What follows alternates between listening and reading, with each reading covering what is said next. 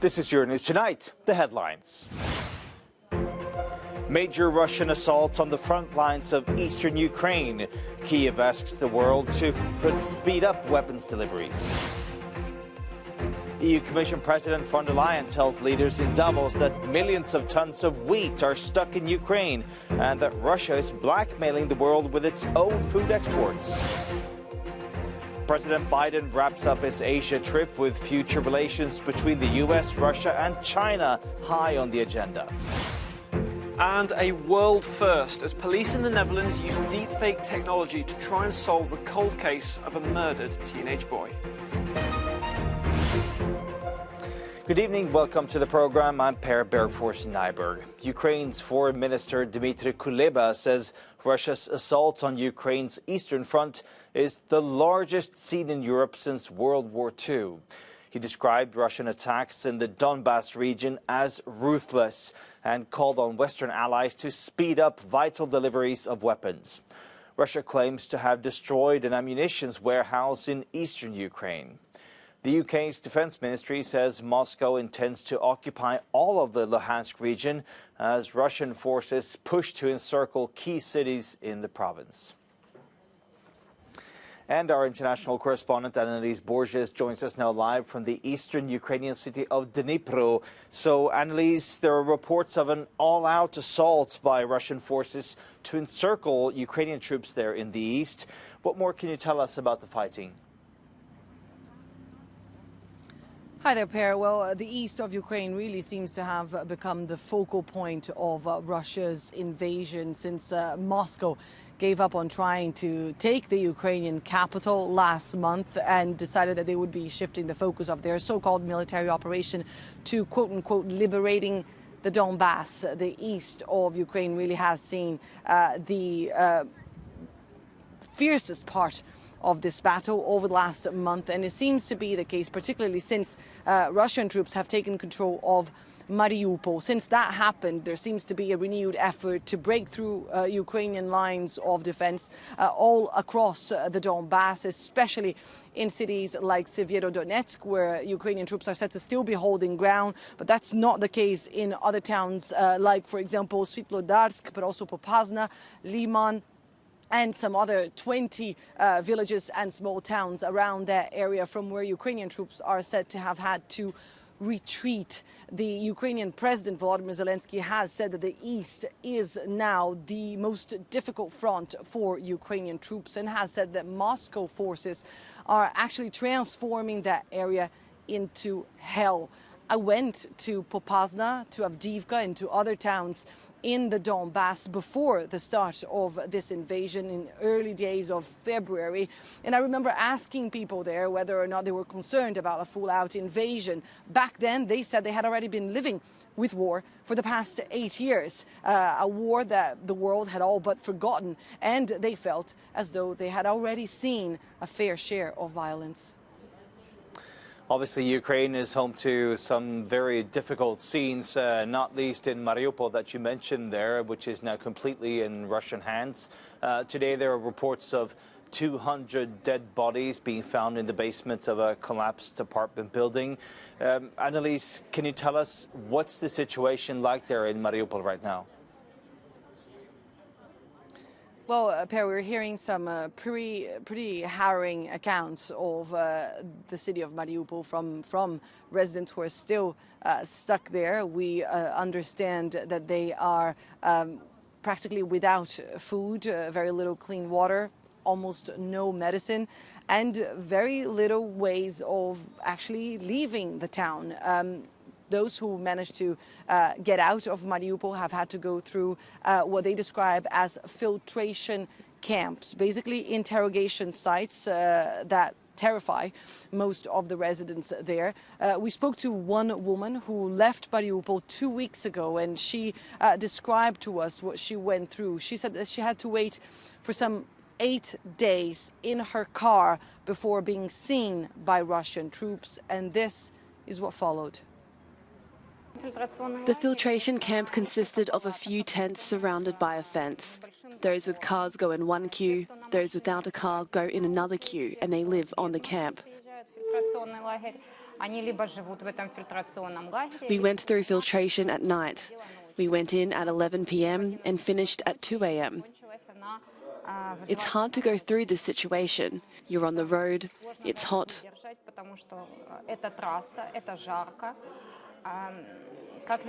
What do military guys do?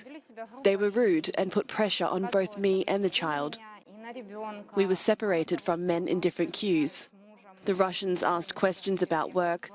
They wanted to know the kind of activities me and my husband did. For people whose information didn't add up, there were also difficulties. They asked how we felt about the events happening right now. They asked how we felt about the current authorities and about how we felt about the situation that started in 2014 in Donetsk.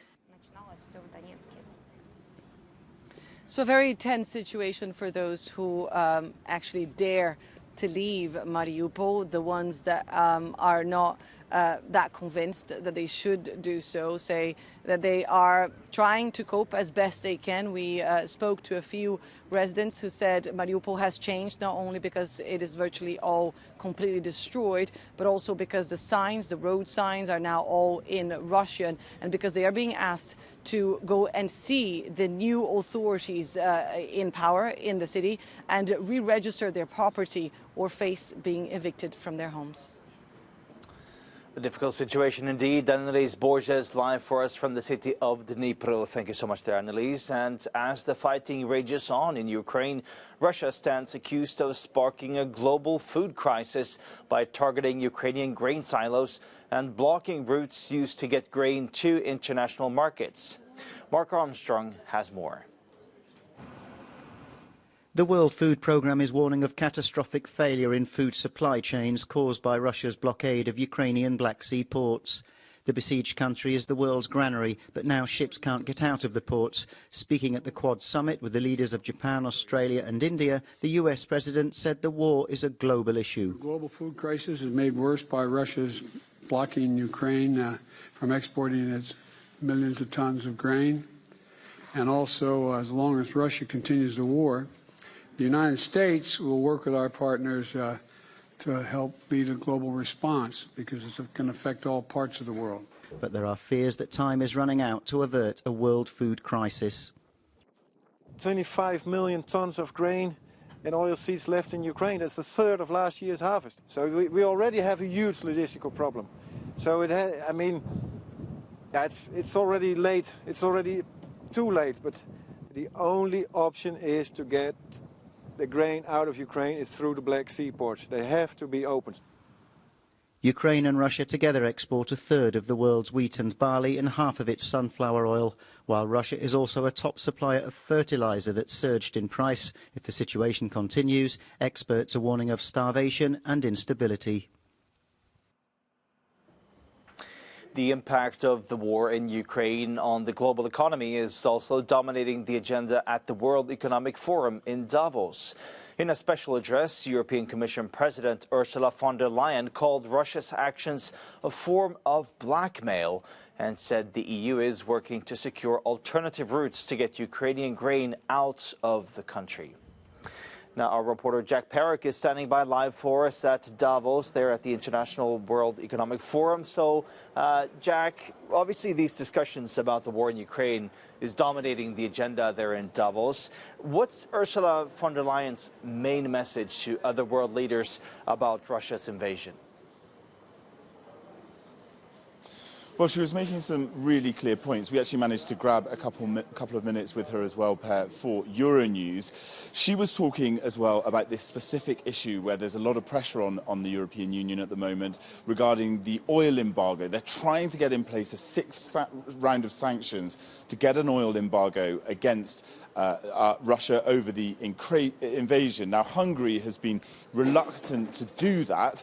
We heard from the German Vice-Chancellor, Robert Habeck, earlier in the day. He said that they might be able to get it over the line in a couple of days. European Commission President Ursula von der Leyen told me that she understands the difficulties and the complexities, and she understood them when she proposed this sixth round of sanctions, that they are hoping that they could get this over the line in a matter of weeks. We also know that she's announced today an event with the Egyptians to try and discuss this issue around the food and the grains unable to leave Ukraine, because this is such a massive global issue. It is, and she also seems to be calling for dialogue with Russia about food exports from Ukraine. Does the EU still think that there's any sort of room for a diplomatic solution to solve this whole crisis?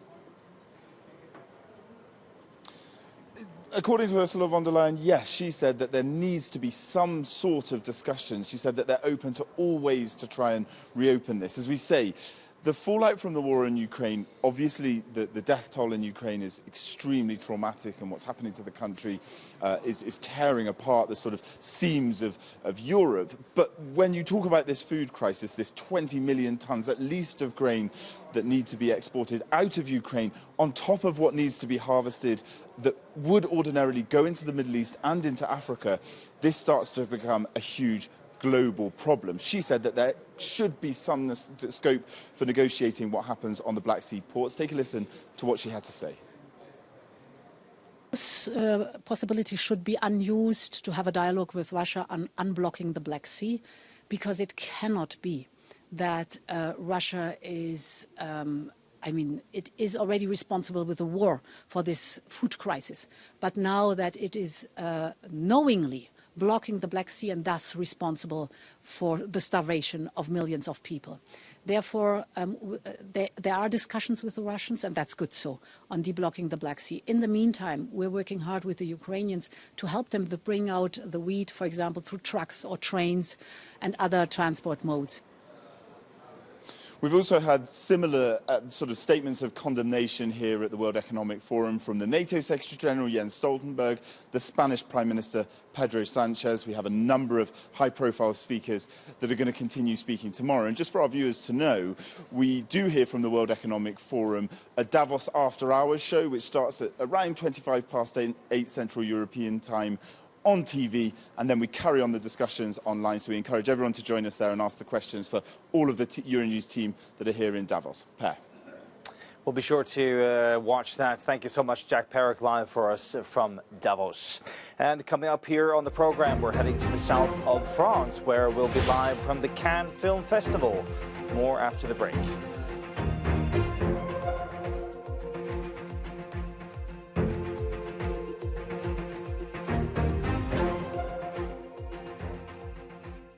Now, U.S. President Joe Biden wraps up a three-day visit to Asia today with a final meeting in Tokyo of the so-called Quad Alliance. Made up of the U.S., Australia, India and Japan, the regional group is seen as a counterbalance to Chinese influence in the region. Today's summit is the second face-to-face meeting of the four leaders in less than a year and comes as Russia's Foreign Minister Sergei Lavrov announced Moscow's intention to build closer ties with Beijing. Now let me bring in Scott Lucas, Professor Emeritus of U.S. Politics at the University of Birmingham. So I want to ask you here to begin with, is this a new version of the Cold War that's beginning to emerge? No. It's too simplistic and not very helpful just to slap the label Cold War on very critical cases in the 21st century, but cases which need to be evaluated individually. So let us start first of all with Russia's announcement through the Foreign Minister Sergei Lavrov, which is sort of it's a reaction from Moscow of concern that Finland and Sweden drawing closer to NATO, of the international support for Ukraine, which Russia did not expect going into the fourth month of the invasion. And so Lavrov says, in effect, we really would like to be your friends. You need to back away from Ukraine. But if you don't, we can always go to the Chinese. The problem with that is that the Chinese don't necessarily want to be that high profile on the Ukraine crisis. They'll denounce the invasion. They will not refer to the invasion. They will criticize sanctions, but they don't want to really carry the economic and political cost of full backing. So that takes us to the US and what is happening in Asia right now at the summit in Japan. And that is, yes, Joe Biden is saying to the Chinese, if you attack Taiwan, if you militarily try to overrun it, we will respond.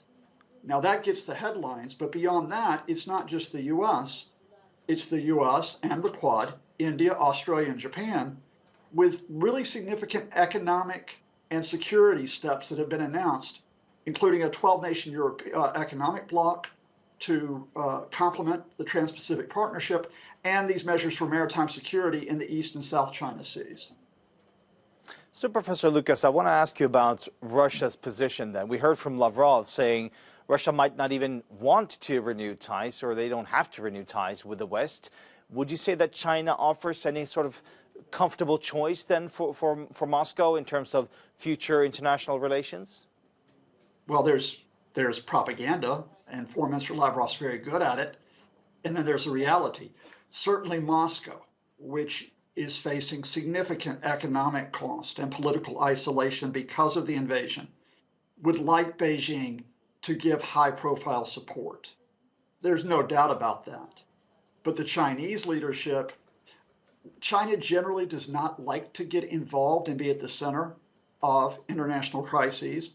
And in this case, to be effectively supporting a possible basket case Soviet economy and bailing it out, and to give it political cover at a time when most countries in the world have turned against Russia, China will be far too cautious. So a lot of chest thumping, but not necessarily substance from Mr. Lavrov on this occasion.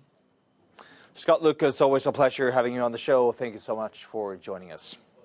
Thank you. Now, police in the Netherlands are looking for information to solve the murder of a teenage boy nearly 20 years ago. And they've now turned to deep-fake technology for help. Matthew the Cube has more. Dutch police and analysts are describing this as a world first when it comes to using deepfake technology.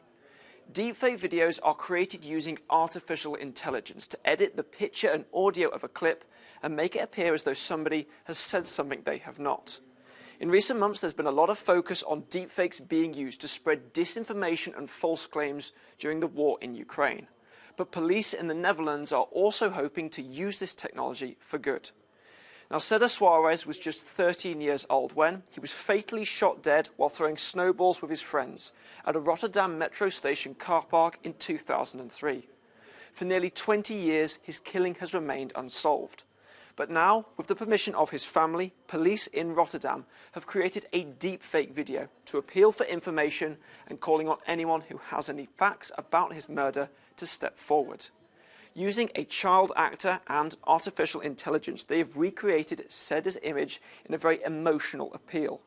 In this video, released on Sunday, Cedar walks along a football pitch, surrounded by his friends, his family, and former school teachers, while his sister provides a voiceover. Dutch police believe that Cedar was now the victim of underworld violence and was simply in the wrong place at the wrong time. It is hoped by using this deep-fake video, they can finally solve the cold case. And so far, Per, a police spokesperson says the response to this video has been very positive. Since that video was first released, they say they've received more than a dozen tips as they continue to try and solve the unsolved murder of 2003's teenage boy, Cedar Suarez. Matthew the Cube, thank you. It's the 3-month anniversary of Russia's war in Ukraine, and inside the invading country, citizens and businesses are feeling the pinch of Western-imposed sanctions. And as world leaders discuss potential further consequences in Davos, they fear what could come. Well, Sean reports. McDonald's was once the sign of the Soviet Union opening up to the world. Its recently announced departure from Russia is a symbol of another path. The war is affecting Russia commercially, not just in the international markets, but also at home. Many shopping centres feel like ghost towns, as big international retailers have also decided to leave the country. If you walk around shopping malls in Moscow, you can see that many kind of fashion stores, Western branded stores, have simply pulled down the shutters. Their shelves are still full. The lights are still on. They're simply just not open. So they haven't pulled out yet. They're waiting to see what happens next. The rout has also extended to industry. Despite having large investments in the country, Renault has also decided to leave Russia. The government of the Moscow city region has now acquired their factory. We see deterioration in the economy now across a broad range of sectors. Companies are warning that they're running out of inventories of spare parts. A lot of companies have put their workers on part-time work, and others are warning that they may have to shut down entirely. So there's a real fear that unemployment will rise during the summer months, that there will be a big drop in consumption, in retail sales and investment. Russia's currency, the ruble, has recovered most of the value it lost since the war began. Still, Moscow is facing a large recession as international sanctions bite, and as the exodus of international firms becomes cemented. Now, before the advent of memes, posters were one of the main forms of mass media used to condense and express political messages and cultural viewpoints. Now, a new exhibition in Brussels is aiming to show the history of Europe through posters. May McMahon has the story. It started with coal and steel. It might end with oil. Reflective scribbles by the Romanian artist Dan Pergovski on the walls of the European House of History in Brussels. Part of a new exhibition, When Walls Talk, that looks back at Europe's history through posters. The poster has a very powerful voice, even today, and that the people are able to use them during the protests, for example, in a very active and very effective way. From World War recruitment posters to the recent terrorist attacks to the Russian invasion of Ukraine, the exhibition reveals the complex layers of European division and unity. Europe is such a complicated concept, and you will see in the exhibition so many maps, for example. We have a map with Europe as a queen from the 16th century, but we also have a poster with Europe as a funny hat. So in this way, we tried to show all the diversity of the image of this continent in the public sphere of European citizens. The curator feels it can send a strong message to political leaders of Europe today that to unite people, the complexity of the continent needs to be recognised. The diversity of this continent is really to be taken into account in order to be able to unite and to have common approaches. The over 100 posters that date from the 16th century until today can be viewed until the end of the year in Brussels. Maeve McMahon, Euronews.